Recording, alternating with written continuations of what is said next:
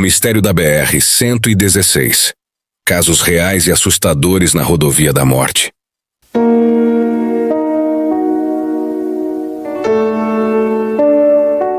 A noite na BR-116 não perdoa quem viaja sozinho. Prepare o seu psicológico, apague as luzes e mergulhe nesta jornada de puro medo. A linha do horizonte negro. O asfalto da rodovia BR-116 não é apenas uma estrada de rodagem. Ele é uma imensa faixa de solidão que rasga a terra úmida e fria da Serra do Cafezal. No trecho terrível que conecta Curitiba a São Paulo, o mundo real parece se desfazer em pedaços assim que a noite cai. A escuridão ali não é a simples ausência de luz do sol. Ela é densa, espessa e tem um peso quase físico que esmaga o peito de quem se atreve a cruzar aquelas curvas perigosas nas horas mortas da madrugada.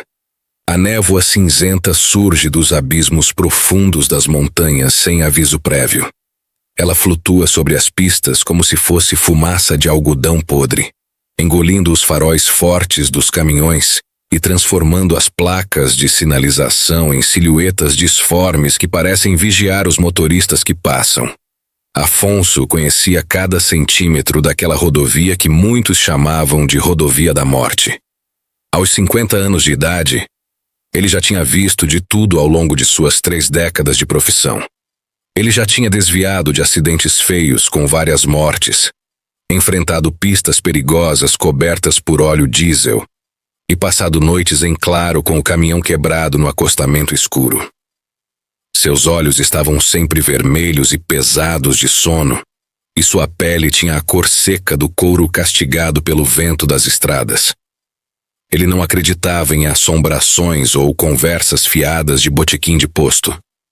Para ele, os únicos perigos reais eram o cansaço que fazia a vista falhar e os bandidos de carga que ficavam escondidos no mato. Naquela noite fria de julho, ele dirigia uma Scania velha e pesada cujo motor roncava alto como um bicho velho.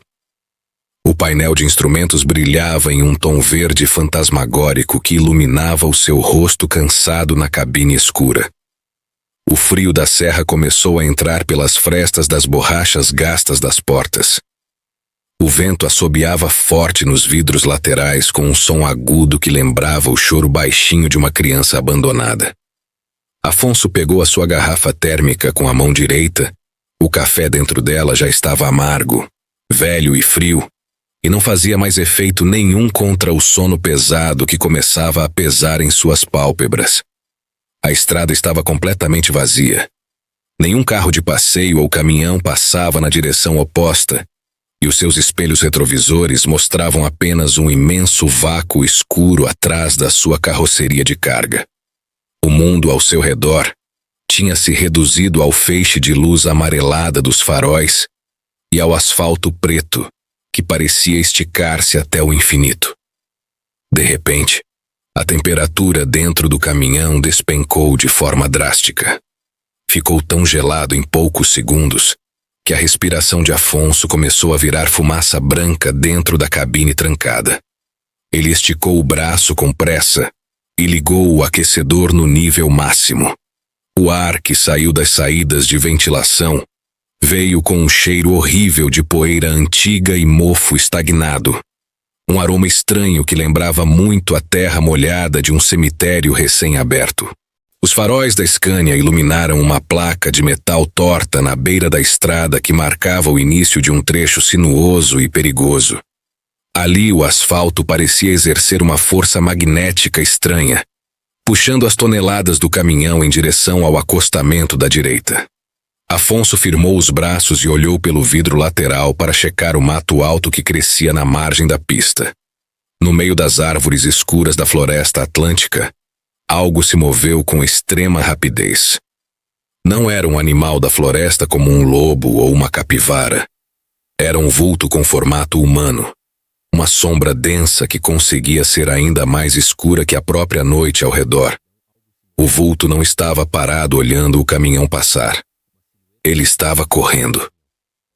Afonso esfregou os olhos com força usando as costas da mão suada achando que aquela visão bizarra era apenas uma alucinação causada pelas longas horas de viagem sem descanso. Mas a sombra negra continuava exatamente no mesmo lugar, movendo-se no cascalho do acostamento com uma velocidade assustadora. Ela acompanhava o ritmo do caminhão pesado que corria a 80 km/h na descida da serra. O vulto correndo não possuía roupas detalhadas ou traços faciais definidos.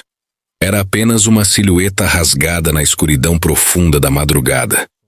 Ela corria de um modo totalmente bizarro e antinatural, mantendo os braços longos colados ao tronco, enquanto as suas pernas finas se moviam sem fazer nenhum tipo de barulho nas pedras soltas do chão.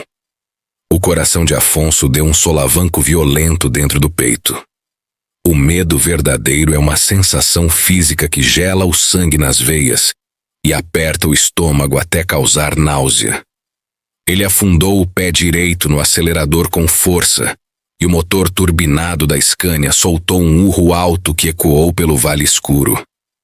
O velocímetro marcou 90 e depois 100 km/h, mas a sombra maldita não ficou para trás de jeito nenhum. Ela continuou correndo ao lado da cabine de ferro, flutuando alguns centímetros acima do solo irregular do acostamento. Foi então que o vulto virou a sua cabeça sem pescoço diretamente na direção do vidro onde Afonso estava olhando. Não existiam olhos naquela cabeça feita de fumaça preta. Havia apenas 2 buracos fundos, redondos e totalmente vazios, que pareciam sugar a pouca luz do ambiente. Uma fenda escura se abriu na parte inferior da face da sombra, como se ela estivesse soltando um grito desesperado de pura dor, embora nenhum som audível saísse daquele abismo. Afonso soltou um berro de pavor misturado com desespero e jogou o volante todo para o lado esquerdo para afastar o caminhão daquela aparição. A Scania pesada invadiu a pista contrária de uma vez só. Os pneus grandes cantaram alto no asfalto molhado pela neblina da noite, e a carga quase tombou no canteiro central de terra. Afonso lutou contra a direção hidráulica com os braços trêmulos e cheios de suor frio, até conseguir estabilizar o veículo na pista correta.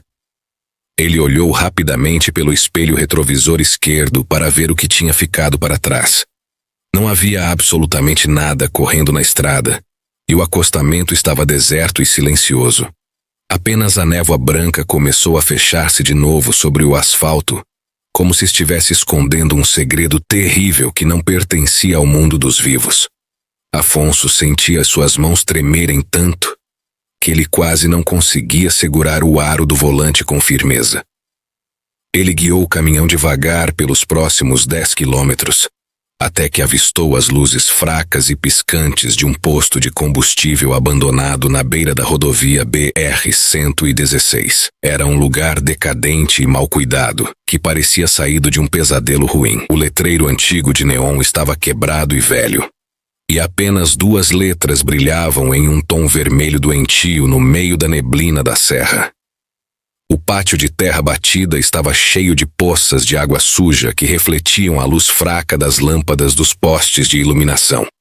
Afonso estacionou o seu veículo de qualquer jeito perto das bombas antigas de diesel.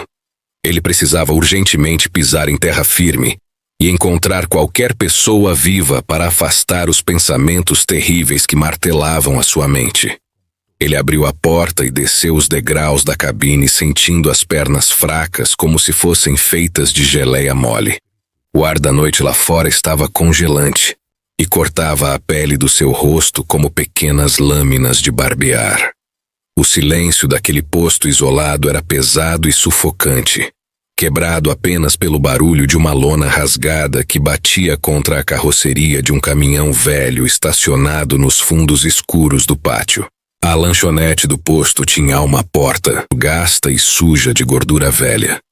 Lá dentro, uma lâmpada fluorescente piscava sem parar com um zumbido chato e irritante que preenchia o ambiente vazio.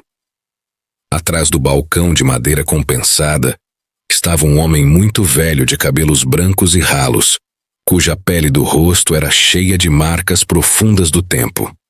Seus olhos eram cinzentos e opacos, sem nenhum brilho de vida neles. Ele limpava um copo de vidro com um pano encardido de forma repetitiva e mecânica, sem olhar para a frente.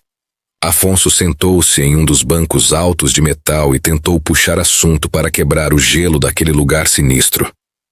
O velho não respondeu de imediato e continuou esfregando o copo por longos segundos antes de erguer os seus olhos frios na direção do caminhoneiro. Ele falou com uma voz rouca e baixa, que parecia o som de folhas secas sendo pisadas no chão de uma floresta morta. Ele revelou que todos os motoristas antigos que cruzavam a serra conheciam a história dos corredores da rodovia. Ele mencionou investigadores e pesquisadores como M.R. Terce, que já tinham passado por aquele mesmo posto fazendo perguntas e gravando relatos com aparelhos eletrônicos.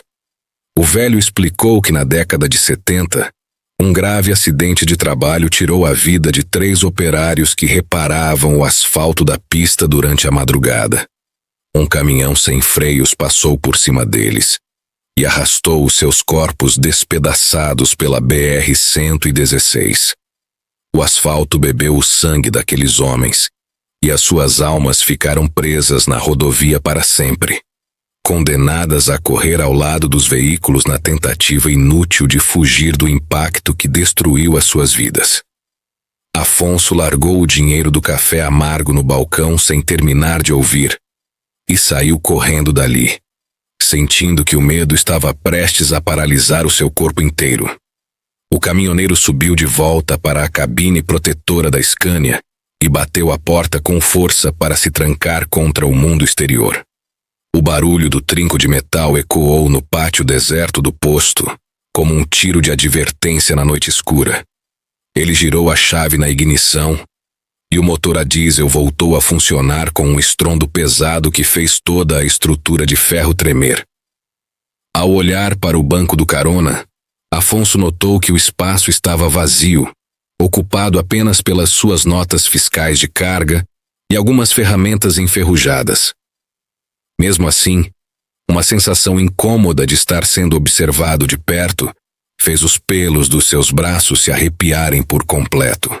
Ele engatou a primeira marcha e acelerou o caminhão para fora do pátio lamacento, retornando para a escuridão sem fim da BR-116.